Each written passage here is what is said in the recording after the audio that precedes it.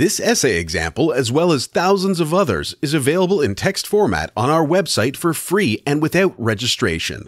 Simply Google Ivy Panda Free Essays.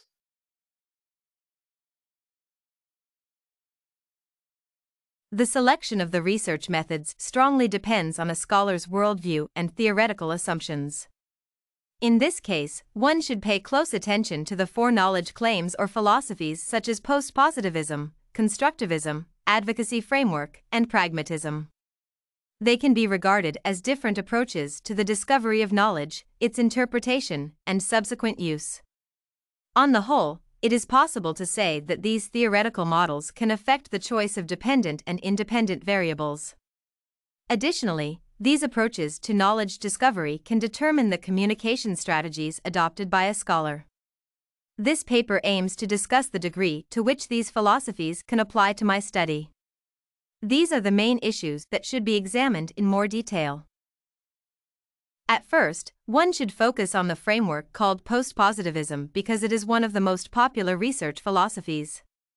In particular, it lays stress on the need to examine the relations between the causes and outcomes of a specific action. This approach is beneficial in those cases when it is necessary to study the relationship between various variables. It should be mentioned that the term variable can be defined as a certain characteristic of an object that can be assessed with the help of qualitative or quantitative means. In contrast, a concept is an abstraction based on an object's certain characteristics. The distinctions between these notions will be necessary to discuss various methods. Overall, postpositivism is suitable when testing a particular conjecture or a hypothesis is necessary. Postpositivism can be applied to the topic of my study. For instance, one can test a hypothesis of whether the choice of a specific leadership style improves the experiences of migrant workers in Malaysia and their ability to integrate into a new society. As a rule, postpositivism implies that quantitative research methods should be used because, with their help, one can better measure the relations between dependent and independent variables. It should be borne in mind that a post-positivist inquiry usually starts with a theory or a set of assumptions about a certain phenomenon. In turn, a researcher should also pay close attention to facts or events that correspond to objective reality.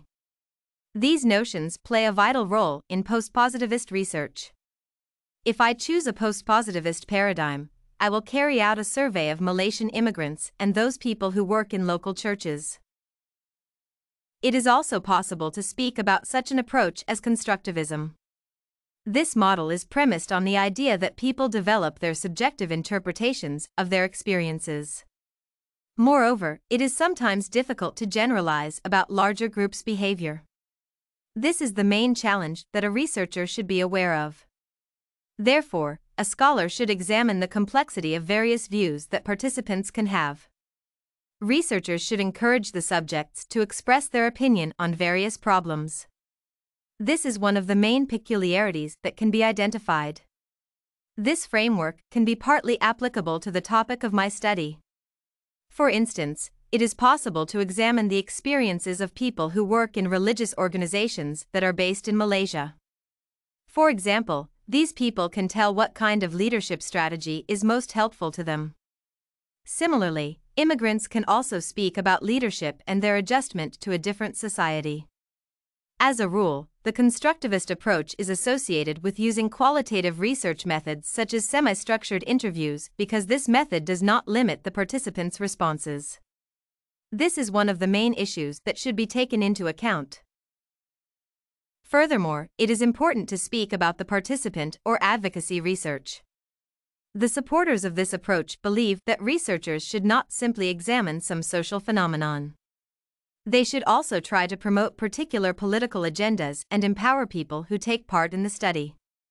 As a rule, participatory research is closely related to such problems as the alienation of individuals or groups, their oppression, or lack of rights. To a great extent, this approach is applicable to my study because one of the main tasks is to find ways of improving the experiences of migrants in Malaysia. Therefore, this research should first identify the key problems faced by immigrants living in this country and those social workers who try to support them. More importantly, it is critical to develop a set of recommendations that can help these people as well as non-governmental organizations. This is one of the main tasks that should be accomplished in the course of a participatory study. Overall, advocacy research can incorporate both qualitative and quantitative methods. For example, with the help of a qualitative technique, a scholar can examine the problems that the participants encounter. In particular, people working in Christian organizations can explain which leadership model is most beneficial to them. In turn, quantitative methods can be adapted to determine whether a particular leadership model can effectively support the needs of immigrants. These are the main peculiarities of the participant research. Finally, it is important to examine the principles of pragmatism. This research philosophy means a scholar should not adhere to rigid theories or methods. Instead, it is vital to focus on a particular problem or question that should be addressed. The pragmatist approach enables a scholar to use various techniques. This is one of the approaches that can be applicable to the research that I will carry out. For example, I can use the combination of both qualitative and quantitative methods in order to determine which leadership model is most suitable for reaching migrant workers in the Christian community of Malaysia. The main advantage of pragmatism is its flexibility. However, one should take into account that a pragmatist study should be based on scientifically rigorous methods that can yield valid results. This is one of the main arguments that can be advanced.